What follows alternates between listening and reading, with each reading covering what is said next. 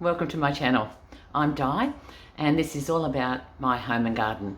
So today you can see that we're in the kitchen, so we're going to be cooking. Now, what are we going to be making? We're going to be making a recipe that I used to make a lot and I haven't made it for a very long time. It's a very simple recipe.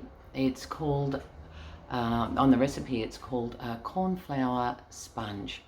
So it's basically made with corn flour and it does have some flour in it. And today I'm making it a little different because I've never made it with gluten-free flour, and that's what I'm going to be using. So basically it's corn flour is gluten-free if you buy the corn flour which is made from corn, because corn flour can also be made from wheat. So for this recipe it specifically states that you must use corn flour made from corn, not wheat. So that part of it is gluten-free, but then it needs 2 tablespoons of self-raising flour, and that's where I'm doing a little different. So I'm using 2 tablespoons of gluten-free self-raising flour. So it's going to be a bit of an experiment. Hopefully it'll turn out right, but even so, if it doesn't, I'm sure it will still get eaten by my family, because we're going to be putting some jam that I've made. So I did have a video for the strawberry jam that I'm going to be using, and I will link that. It'll be in the description below. There'll be a link to that video if you want to make your own strawberry jam. If you don't, just use some shop-bought strawberry jam, and it's got cream in it. So it's a sponge and it's going to be filled with strawberry jam and cream. Now you can decorate this different ways. I used to just sprinkle icing sugar on the top, but I've actually got some strawberries in the fridge and they do need using. So I thought I'll spread a little bit extra cream on the top and then put some strawberries on the top to decorate it. So yeah, come along with me and let's see how we do it. First of all, we'll look at the ingredients. So here are the ingredients we're going to be using.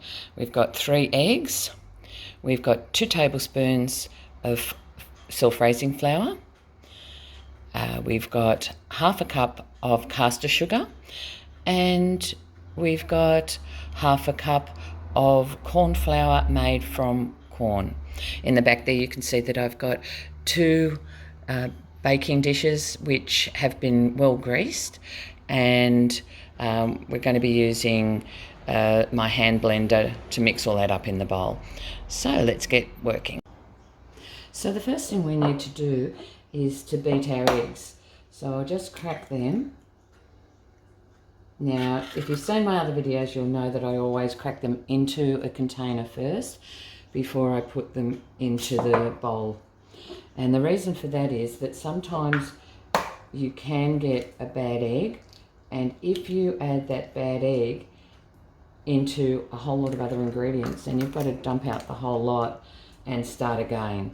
So, and you'll know if you've got an egg that's bad because it'll either smell, usually that'll be the first thing, but it'll look funny as well.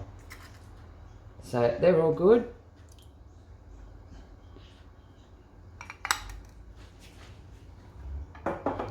Now we have to beat that. I've got my recipe over here, so I'll just be looking at that. We've got to beat it for 5 minutes until it's thick and pale in colour. So I won't make you listen to the beater. I might make you watch me beating it for 5 minutes. We'll come back when that's done.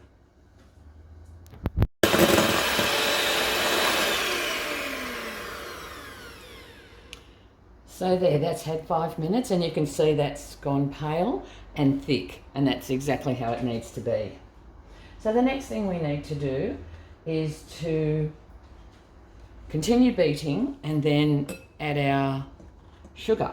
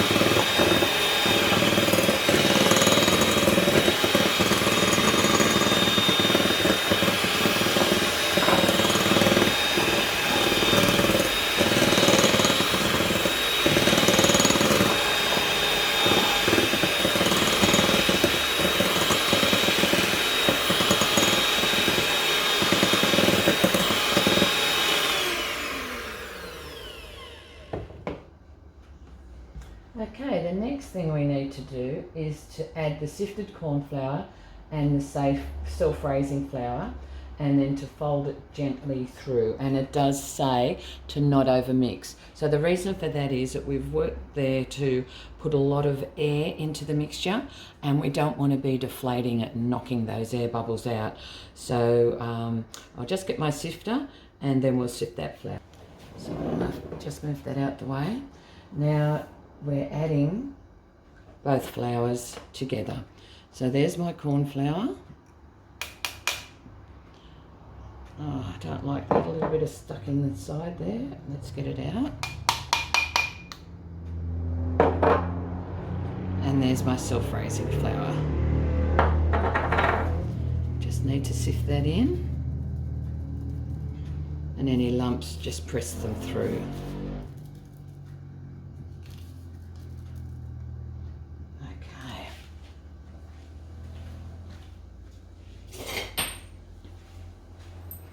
So we just need to fold that through very gently.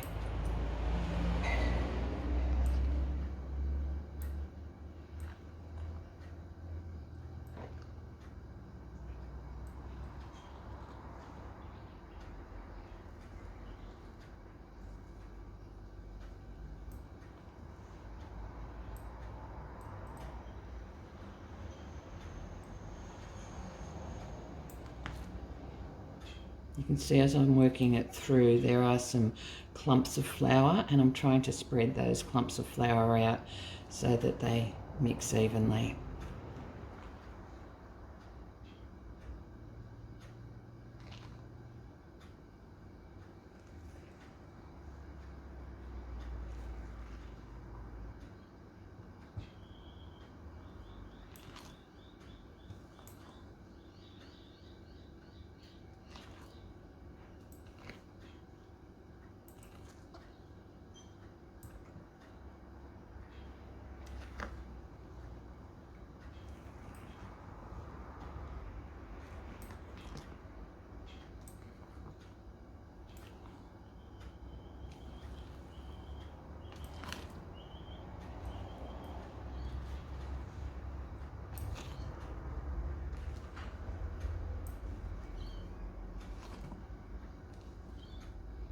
Okay, that's all done.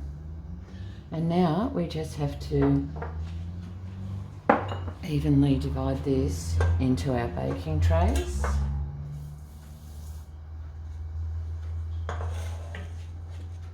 Into our cake tins. Now, if you wanted to, you could make this as a Swiss roll. And I think I will actually make a Swiss roll and tack it on the end of this video so that you can see how you can use the same recipe for two different types of cakes.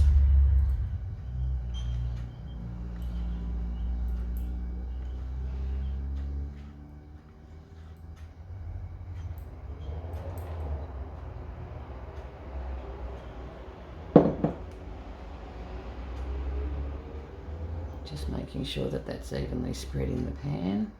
Still some flour there.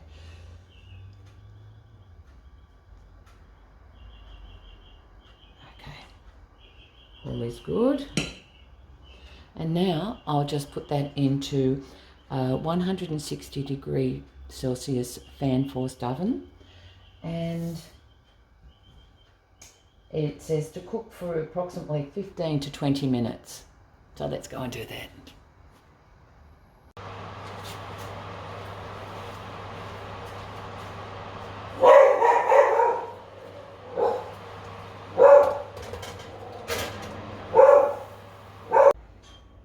Looks like I ran out of battery and my camera stopped recording. So I don't know how far we got with that, but I was going through an explanation of how I decorated it. So I put jam on the top of the lower cake, then I put cream, then I put the cake on top, and I actually used the base of the cake as the top of this because I wanted it very flat. If I had been putting icing sugar, I would have used it the other way around, but because I'm covering it, yeah, I used the base. And there you go. There we have our jam and cream sponge. And I'm taking that to my daughter's now. That's why it's in that nice container, because I can just pop the lid on it and transport it easily. Oh, just the right height there. And I will let you know how it goes.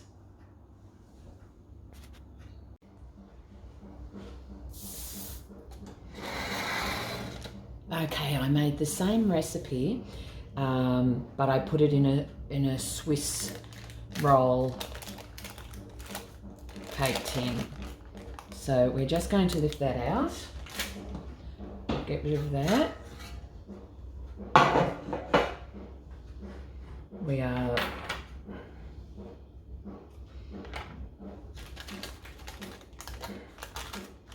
just going to flip that over, and that's got some icing sugar on the baking paper that I just flipped it onto. We are going to lift the paper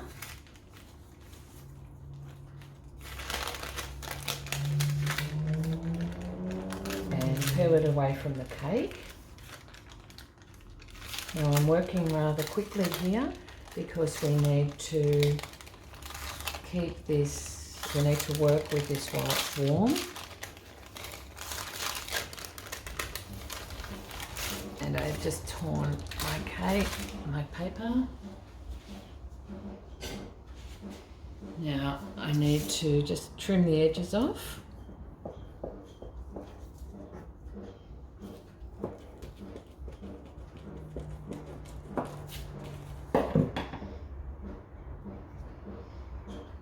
And using the paper, I need to roll it. So I'm rolling it with the paper inside there, and then I'm going to leave that sit for 5 minutes. And we'll be back. Okay, so now I'm going to unroll the cake that's been sitting there for 5 minutes, and you can see how it is still warm, but it's got that shape from being rolled.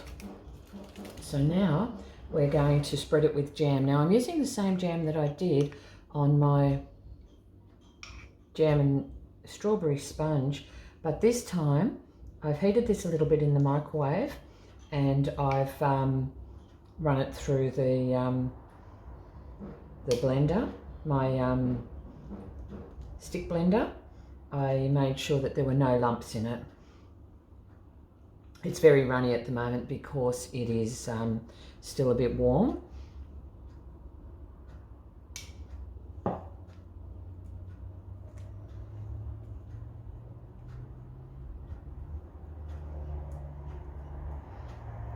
Okay, so this time when we roll it up, we will get the assistance of the, well actually I don't need the assistance of the paper. I can just roll it up.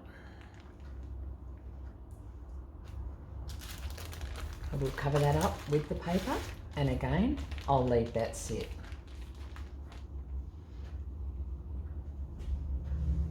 And we'll come back to it when it's finished. So it's cooled down now, so let's see how that's gone. Oh, it's got lots of jam on the bottom. There's a bit of leakage there. I will get a plate for it and then be back.